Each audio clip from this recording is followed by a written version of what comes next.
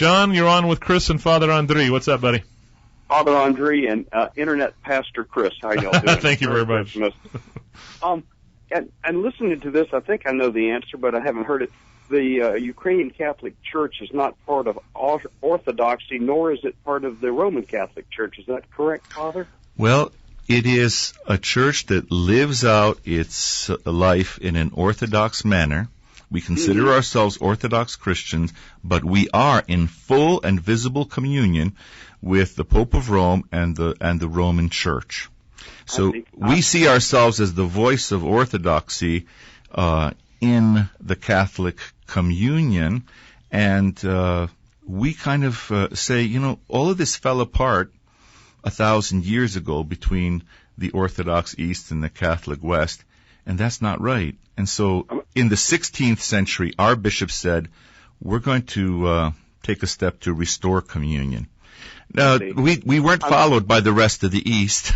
And you guys are rebels. Yeah. I'm an Anglican, otherwise known as a whiskey pagan, and taking a history course, and we're studying. We haven't quite got to 1054 and the Great Schism, but I think the roots of that go all the way back to the Council of Nicaea and thereafter.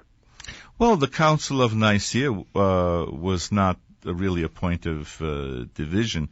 That's when the Church rallied to defend the divinity of Christ, which was taken for granted from the beginning, and then the Arians challenged us with this cockamamie theory that the Son was neither divine nor human, but something in between. That's the Miaphysites versus the Diophysites.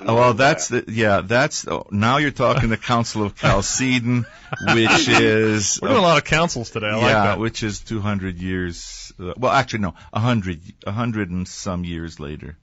Certainly. Anyway, I enjoyed for both the theological reflection on Advent and the Christmas season. This has been a wonderful conversation. And I wish you gentlemen and Edward P. a Merry Christmas. You too, buddy. Thank you. Take God care. Bless you. Bye-bye.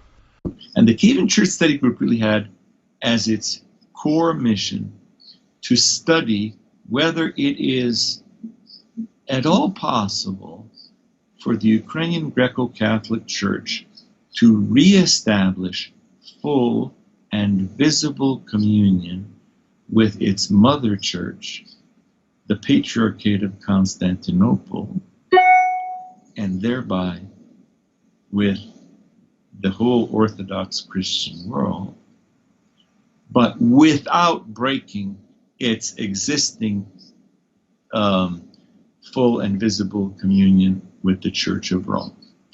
And the interesting thing is, I was one of the founding members of that group, and we visited Rome, and there we were told, well, we can't imagine how that could possibly work, but please keep working at it. And then we visited the Fanar, we visited Patriarch Bartholomew, and he said, God bless you, I read every issue of Logos, the journal that the Sheptytsky Institute puts out, where all the papers of the Kyivan Church Study Group were published in the 1990s. He said, I read every word that you folks publish. I don't know how it could be possible to achieve this goal that you've set for yourself, but please keep working at it. And so both from Rome and from Constantinople, we received this encouragement. We had a series of wonderful meetings